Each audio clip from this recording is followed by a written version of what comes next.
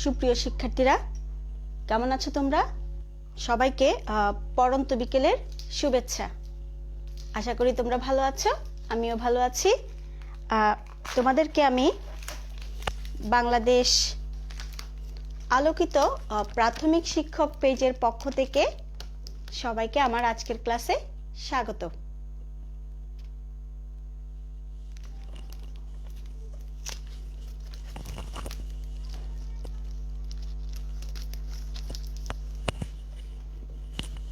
সুপ্রিয় শিক্ষার্থীরা, তোমরা জানো আমি এই পেজে চতুর্থ শ্রেণীর জন্য গণিত ক্লাস নিয়ে আসি এবং আজকেও আমি গণিত ক্লাসটি নিয়ে এসেছি। এবং আজকে আমি ক্লাস শুরু করার আগে আমার পরিচয় দিয়ে নিচ্ছি যারা নতুন আছো তাদের জন্য। আমি শুভ্রা আলামিন, উত্তর ফতেয়াবাদ সরকারি প্রাথমিক বিদ্যালয়ে কর্মরত আছি, আর আমি চট্টগ্রামের হাটহাজারীতে আছি। সুপ্রিয় শিক্ষার্থীরা, আমরা আজকে অধ্যায় 8 করব সাধারণ ভগ্নাংশ। অধ্যায় 8 সাধারণ ভগ্নাংশ।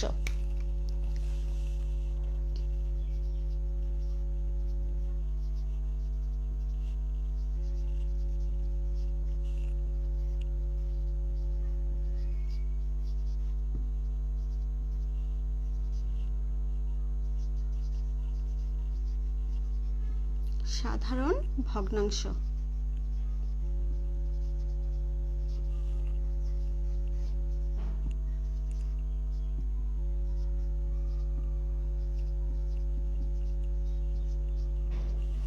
তো সুপ্রিয় শিক্ষার্থীরা, আমরা ক্লাসে যাওয়ার আগে আমি একটু দেখে নিতে চাই যে আমার লাইভটি ক্লিয়ার আছে কিনা। যারা অনলাইনে আছো একটু আমাকে একটু নিশ্চিত করলে খুবই ভালো হয়।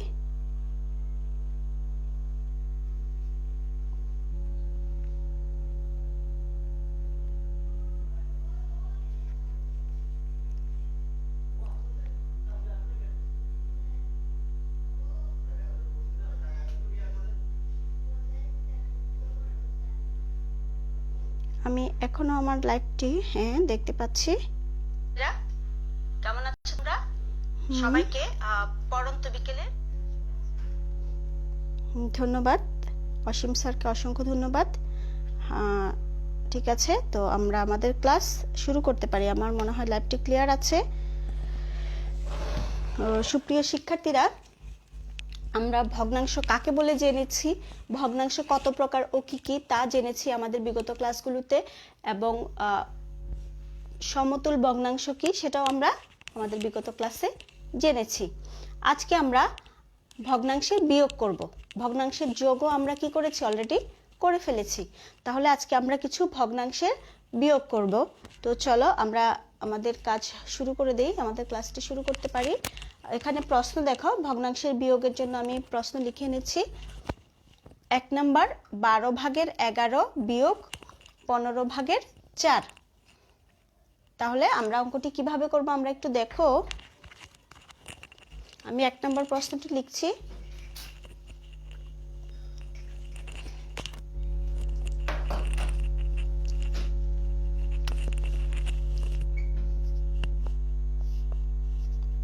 বারো ভাগের 11 বিয়োগ 15 ভাগের 4। এখানে হর 12 এবং আরেকটা ভগ্নাংশের হর 15। আমরা 12 এবং 15 এর কি করতে হবে, আমাদেরকে লসাগু করতে হবে। তাহলে চলো আমরা এখানে 12 এবং 15 এর লসাগু করে ফেলি। লসাগু আমরা বিভিন্ন পদ্ধতিতে করতে পারি। আমি এখানে সংক্ষিপ্ত পদ্ধতিতে লসাগু করছি। 2 দিয়ে যাবে না, সরি। যেহেতু একটি সংখ্যা বিজোড় এবং আরেকটি সংখ্যা জোড়, সেহেতু আমাদের কি হবে না, 2 দিয়ে ভাগ করা যাবে না, আমাদেরকে 3 দিয়ে ভাগ করতে হবে। 3 দিয়ে ভাগ করব। 3 4 12, 3 4 3 5 15। তাহলে আমাদের লসাগু হচ্ছে 3 4 12 5 12 60। লসাগু হচ্ছে 60। আমরা কিন্তু উভয় হরের জন্য আমরা কি করতে পারি, 60। দুইটি ভগ্নাংশের জন্য আমরা লসাগু নিতে পারি 60। এবার দেখো, এখানের যে ভগ্নাংশের হর আছে, এই হর দিয়ে এই সংখ্যাটাকে ভাগ করব। ভাগ করার পর যে ফলাফলটা হবে, সেই ফলাফল দিয়ে আমরা কি করব, লবকে গুণ করব।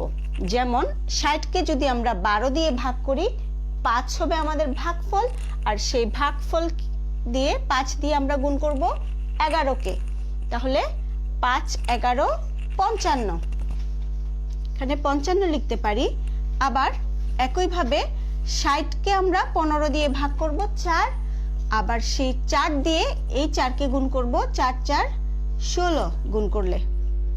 এবার উভয় ক্ষেত্রে যেহেতু 60, এখানে 60 বসে যাবে, 55 বিয়োগ 16,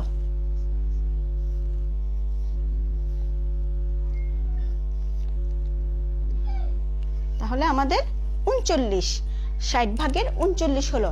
আমরা এবার ভগ্নাংশটিকে লঘিষ্ঠ আকারে প্রকাশ করতে পারি। ভগ্নাংশটিকে আমরা লঘিষ্ঠ আকারে প্রকাশ করি।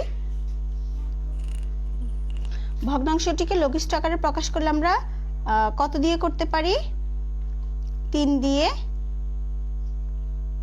3 20 60, 3 13 39 সমান 20 ভাগের 13। তাহলে আমাদের এক্ষেত্রে উত্তর 20 ভাগের 13।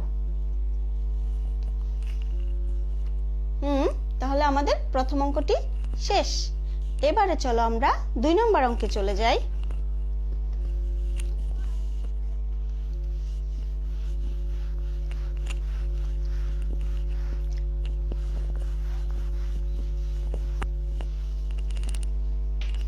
আমাদের 2 নম্বর অঙ্ক ছিল 15 ভাগের 13, হর 15 এবং লব 13 বিয়োগ আরেকটি আছে 20 ভাগের 9। আমরা আবার 15 এবং 20 এর লসাগু করব।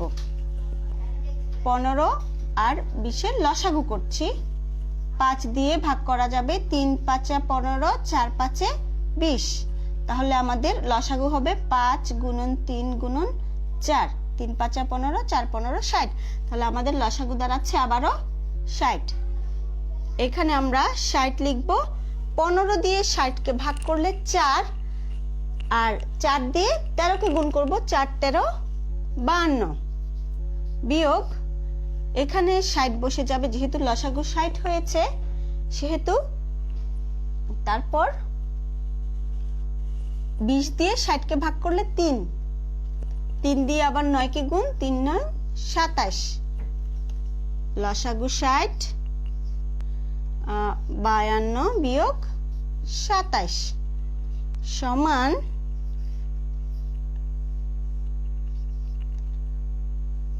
60 ভাগের 25। এই ভগ্নাংশটিকেও কিন্তু আমরা লঘিষ্ঠ আকারে প্রকাশ করতে পারবো। 5 দিয়ে ভাগ করছি আমি, 5 5 25, 5 12 60, তাহলে 12 ভাগের 5, এবং এটাই উত্তর 12 ভাগের 5। সুপ্রিয় শিক্ষার্থীরা, আশা করি তোমাদের বুঝতে কোনো সমস্যা নেই। তারপর আমরা 3 নম্বর অঙ্কে চলে যাচ্ছি। সবগুলো অঙ্ক কিন্তু প্রায় একই রকম, তোমরা একটু মনোযোগ দিলেই বুঝতে পারবে।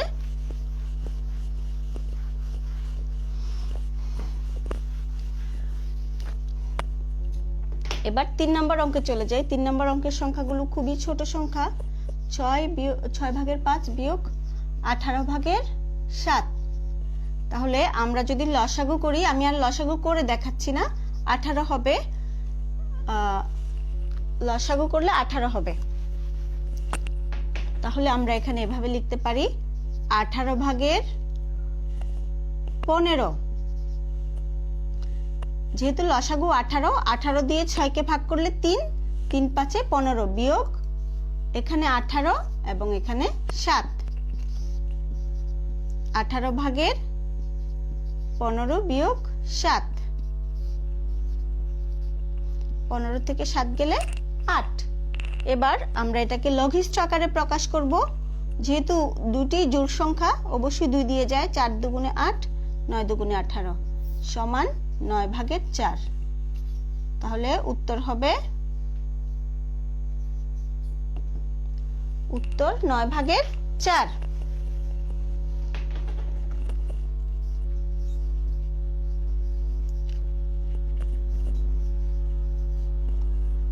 ওকে, তাহলে আমরা তিনটি বিয়োগ শেষ করলাম, ভগ্নাংশের বিয়োগ শেষ করলাম। এবার আমরা একটি সমস্যামূলক অঙ্কে চলে যাই। দেখো, এটা হয়তো দেখতে একটু সমস্যা হবে, এজন্য আমি এটাকে একটু উপরে তুলে দিচ্ছি।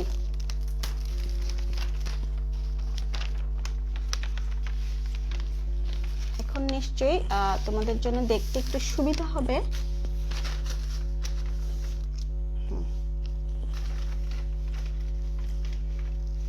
দেখো, আমি প্রশ্নটি পড়ছি। একজন কৃষক তার সবজি ক্ষেতের 2 ভাগের 1 অংশে বেগুন, 4 ভাগের 1 অংশে বাঁধাকপি এবং 5 ভাগের 1 অংশে ফুল চাষ করেন। কৃষক তার ক্ষেতের মোট কত অংশে চাষ করেন? একটা ক্ষেত 2 ভাগের 1 অংশে বেগুন,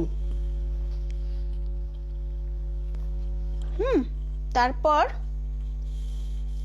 আবার 4 ভাগ করে সেই 1 অংশে বাঁধাকপি এবং 5 ভাগের 1 অংশে ফুলের চাষ করেন। তাহলে মোট কত অংশে কৃষক চাষ করেন? চলো আমরা সমস্যামূলক অঙ্কটিতে চলে যাই।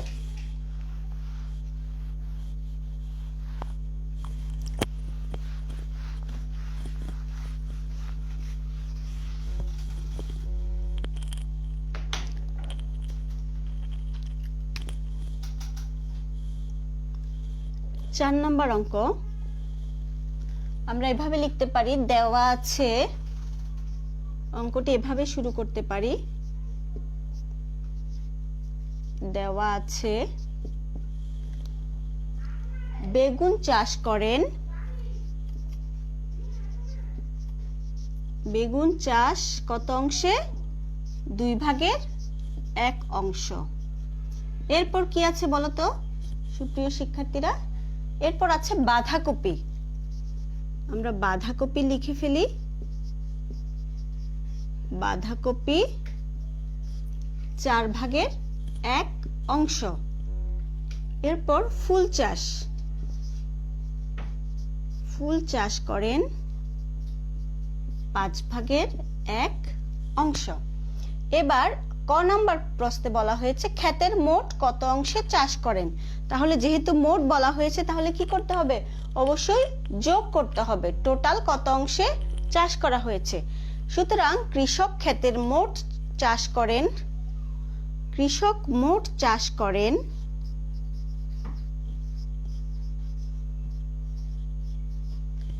কৃষক মোট চাষ করেন, আমরা ভগ্নাংশগুলো যোগ করব, 2 ভাগের 1 যোগ 4 ভাগের 1 যোগ 5 ভাগের 1 অংশ। এবার 2, 4 এবং 5 এর লসাগু তোমরা করে দেখবে, লসাগু হবে 20। তাহলে আমরা এখানেও 20 লিখব, এখানেও 20 লিখব, এখানেও 20, অর্থাৎ তিনটি ভগ্নাংশের হর হবে 20। তাহলে 2 দিয়ে যদি আমরা 20 কে ভাগ করি 10, 10 দিয়ে 1 কে গুণ করলে 10। আবার দেখো, এখানে হর 4, এখানে হর 20, 20 কে যদি আমরা 4 দিয়ে ভাগ করি 5 হবে, সেই 5 দিয়ে 1 কে গুণ করলে 5। একইভাবে এই 5 দিয়ে 20 কে ভাগ করলে 4 এবং 4 দিয়ে 1 কে গুণ করলে 4। সুতরাং আমাদের 20 ভাগের 10 যোগ 5 যোগ 4 অংশ এবার সমান 20 ভাগের 19 অংশ। তাহলে কৃষক ক্ষেতের মোট কত অংশ চাষ করেন? 20 ভাগের 19 অংশ। আশা করি এতটুকু বুঝতে তোমাদের কোনো সমস্যা নেই। যদি তোমাদের কোনো প্রশ্ন থাকে তোমরা কমেন্ট বক্সে করলে আমি পরে তোমাদেরকে রিপ্লাই দিয়ে দিব। এবার আমাদের খ নাম্বারে চলে যাই।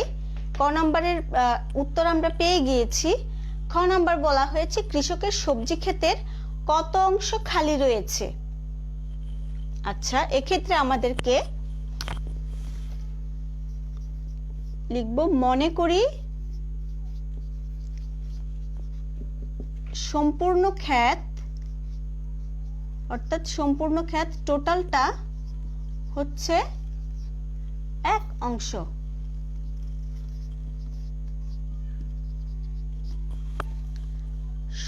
কৃষক মোট চাষ করেন কত অংশে? কৃষক চাষ করেন 20/19 অংশে। এবার কত অংশ খালি রইল? তাহলে আমরা সম্পূর্ণ ক্ষেতটা থেকে যদি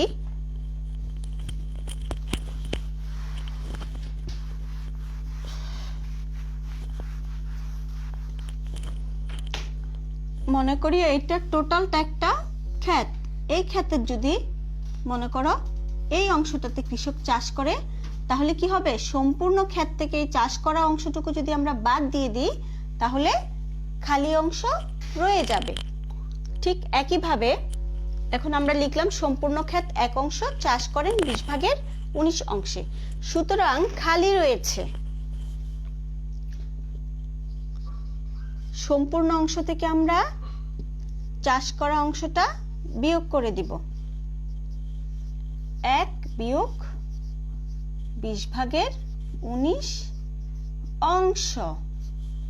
সুপ্রিয় শিক্ষার্থীরা, এখানে একটু দেখো, এখানে কিন্তু এটা যেহেতু পূর্ণ ভগ্নাংশ, পূর্ণ ভগ্নাংশের ক্ষেত্রে আমাদেরকে মনে রাখতে হবে যে এখানে নিচে মনে মনে একটা 1 আছে এবং এই 1টা যেটা দেয়া আছে সেটা কিন্তু লব।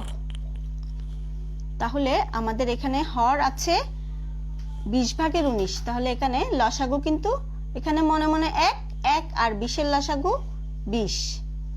উপরেও তাহলে 20 বসবে, 1 দিয়ে 20কে ভাগ করলে 20, 20-একে 20 বিয়োগ 20/19 অংশ। 20/20 বিয়োগ 19 অংশ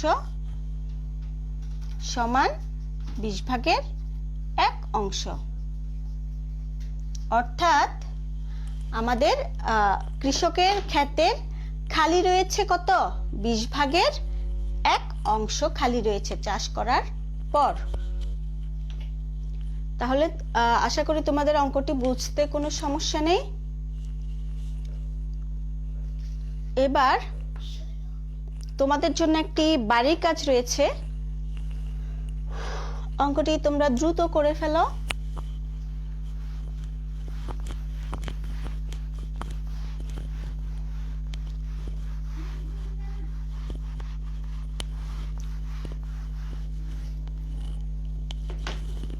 দেখো বাড়ির কাজটি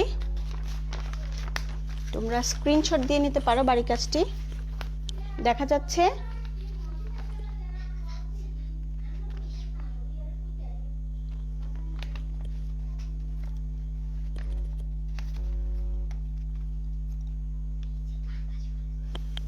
আচ্ছা, আমি বাড়ির কাজটি বোর্ডে টানিয়ে দিলে মনে হয় তোমাদের দেখতে সুবিধা হবে। এটি বোর্ডে টানিয়ে দিচ্ছি, এবার দেখা যায় কিনা একটু দেখে নাও। বাড়ির কাজটি এখন ক্লিয়ার? আচ্ছা, আমি একটু পড়ে দিচ্ছি প্রশ্নটি। বাড়ির কাজের প্রশ্নটি আমি একটু পড়ে দিচ্ছি। দেখো, অনেকটা আমরা যে 4 নম্বর অঙ্কটা করেছি তার সাথে অনেকটাই মিল আছে। শাবাব তার বাড়ির 2/1 অংশে লাল, 4/1 অংশে নীল ও 5/1 অংশে বেগুনি রং করলো, বাকি অংশে কোনো রং করলো না। ক নাম্বার প্রশ্নে বলা হয়েছে শাবাব তার বাড়ির মোট কত অংশ রং করলো। তাহলে মোট কত অংশ রং করলো সেখানে আমরা কি করব? তিনটা ভগ্নাংশ যোগ করতে হবে, অর্থাৎ লাল, নীল এবং বেগুনি রং যত অংশ করেছে সবগুলো যোগ করতে হবে। এরপর খ নাম্বারে বলা হয়েছে শাবাবের বাড়ির কত অংশ রং করতে বাকি রইল। তাহলে সম্পূর্ণ বাড়িটিকে আমরা 1 ধরবো, পূর্ণাঙ্গ ভগ্নাংশ 1 সম্পূর্ণ বাড়ি, আর রং করেছে যত অংশ তত অংশটাকে আমরা বাদ দিয়ে দিব, তাহলেই বের হয়ে যাবে কত অংশ খালি রইল। সুপ্রিয় শিক্ষার্থীরা, আজ তাহলে এ পর্যন্তই। আমি আগামী ক্লাসে তোমাদের সাথে নতুন কোনো সমস্যার সমাধান নিয়ে আসব। সে পর্যন্ত তোমরা সবাই ভালো থাকো, সুস্থ থাকো, নিরাপদে থাকো। আল্লাহ হাফেজ।